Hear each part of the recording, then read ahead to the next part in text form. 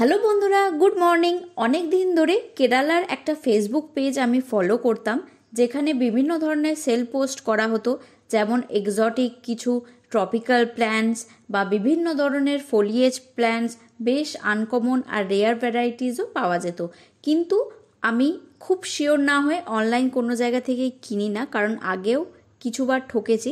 তাই জন্য বহুদিন ধরে পেজটা ফলো করছিলাম, তাদের কোয়ালিটি দেখছিলাম, রিভিউ দেখছিলাম, যারা কাস্টমার যারা কেনে রিভিউ দেয় সেগুলো ফলো করার পর আমি বুঝলাম যে হ্যাঁ, পেজটা জেনুইন, ভালোভাবে গাছ পাঠায়।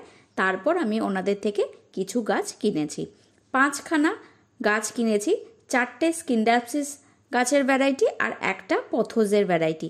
সেগুলোই দেখো আনবক্স করে দেখাচ্ছি। খুব ভালোভাবে প্যাকিং করে গাছগুলো পাঠানো হয়েছে। শিপিং চার্জ পড়েছে 170 টাকা। এই এতটাই সিকিওরভাবে পাঠানো হয়েছে যে খুলতে গিয়ে আমার খুবই অসুবিধা হয়েছে।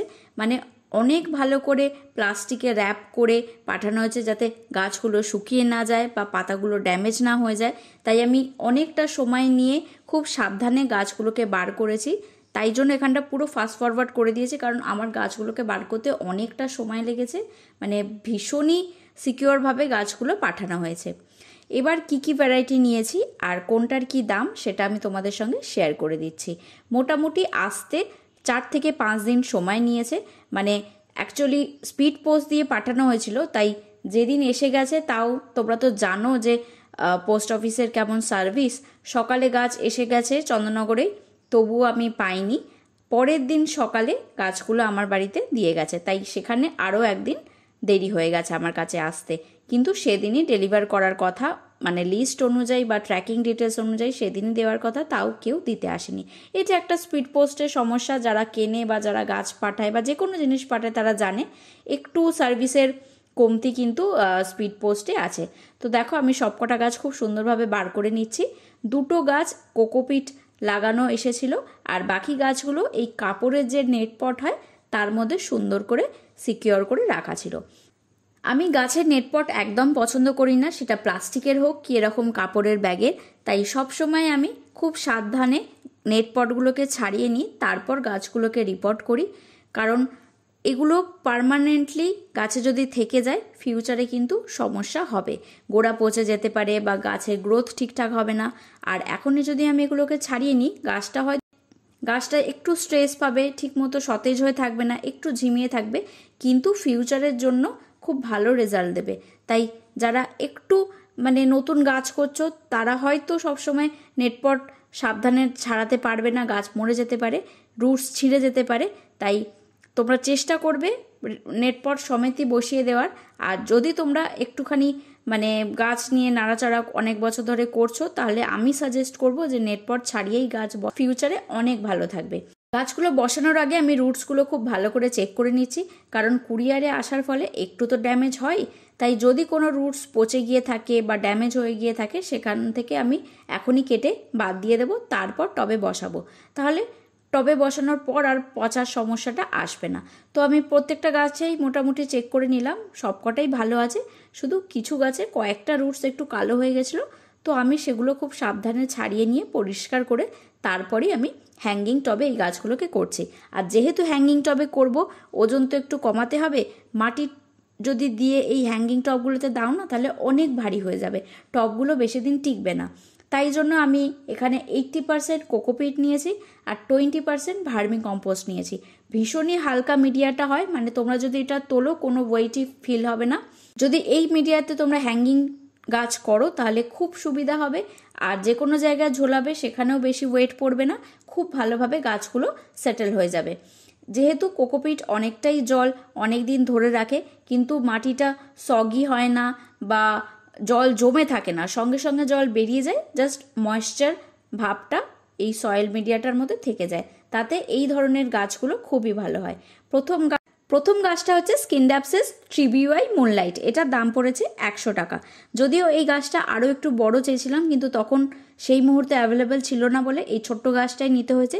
তবে এই গাছটায় যেমন অনেকটাই রুটস আছে, তাই তাড়াতাড়ি গ্রোথও নিয়ে নেবে। আর আশা করি খুব ভালোভাবে, যেহেতু এখন বর্ষাকাল চলছে, ঠান্ডা ঠান্ডা ওয়েদার, খুব ভালোভাবেই গাছগুলো তাড়াতাড়ি বেড়ে উঠবে।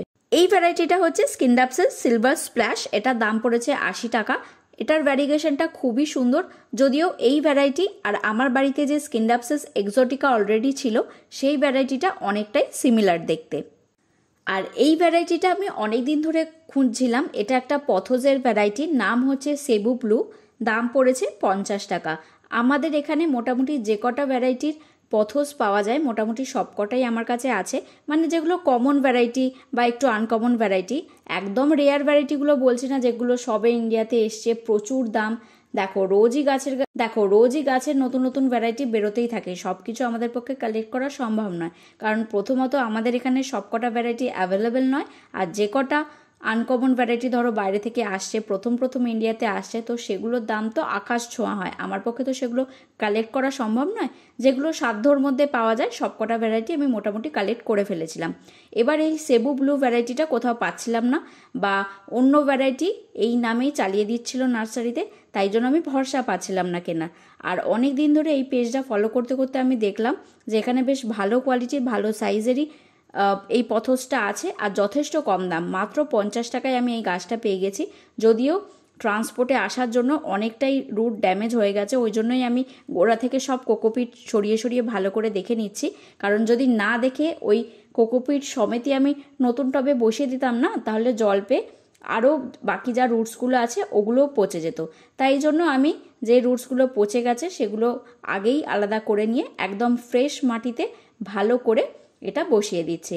আর দেখো এইটার সয়েল মিডিয়াটা একটু অন্যরকম, মানে এই হ্যাঙ্গিং টবটা আমার অনেক দিন ধরেই পড়েছিল। একটা সাকুলেন্ট মিক্স আমি অনলাইনে অনেক দিন আগে কিনেছিলাম, তো সেটাই এই টবে রয়ে গেছিলো। ওই সয়েল মিডিয়াতেই আমি এই পথসটা বসিয়ে দিচ্ছি। এত বৃষ্টি পড়ছে না, মাটিটা অনেক দিন ধরে ভিজে আছে, কিছুতেই শোকাচ্ছে না, তাই ওই মাটিতেই একটু কষ্ট করে গাছটাকে বসিয়ে দিচ্ছি। কিছুদিন পর যখন একটু সেটেল হয়ে যাবে গাছটা ঠিকঠাক হয়ে যাবে আর নতুন গ্রোথ এসে যাবে। এবার আরও একটা হ্যাঙ্গিং টবে আমি ওই সয়েল মিক্সটাই ভরে নিই। তবে যে গাছ জল পছন্দ করে না বা অনেকক্ষণ মাটি ভিজে থাকলে পছন্দ করে না, সেই গাছগুলো কিন্তু এই সয়েল মিডিয়াতে তোমরা আবার করতে পারবে না। আর এই গাছটা দেখো সবচেয়ে সুন্দর স্কিনডাপসিসের ভ্যারাইটি আমার মনে হয়, এটা হচ্ছে স্কিনডাপসিস সিলভার লেডি, 100 টাকায় পেয়ে গেছি। এটা দুটো ডাল আছে। এই ভ্যারাইটিটা হচ্ছে স্কিনডাপসিস সিলভারি অ্যান, এটা দাম পড়েছে 100 টাকা, কিন্তু এটা আমি আমাদের এখানে কোনো নার্সারিতে দেখিনি, মনে হয় একটু আনকমন গাছ, তাই জন্যই অনলাইন কিনে নিলাম। সবকটা গাছকে আমি খুব ভালোভাবে পটিং করে দিয়েছি। এখন খুব বেশি জল দেব না, হালকা জল ছিটিয়ে রাখছি, কারণ কিছু ঘন্টা পর পরই টানা এখন বৃষ্টি হচ্ছে, একটু পরেই বৃষ্টি এসে এগুলোতে পুরো বৃষ্টির ঝাড়টা পড়ে ভিজে যাবে। আমি যতই শেডে রাখি, ছাদের মধ্যিখানে রাখি, কিন্তু এমন জোরে বৃষ্টি আসছে, বৃষ্টির ছাটে কিন্তু সব গাছই মোটামুটি এখন ভিজে যাচ্ছে, তাই জন্য আর খুব বেশি জল দিচ্ছি না, না হলে কিন্তু ওভার ওয়াটারিং হয়ে যেতে পারে। আর এখন যেহেতু একটু ঠান্ডা ঠান্ডা ওয়েদার, রোদ উঠছে না, আশা করি গাছগুলো খুব তাড়াতাড়ি সেটেল হয়ে যাবে।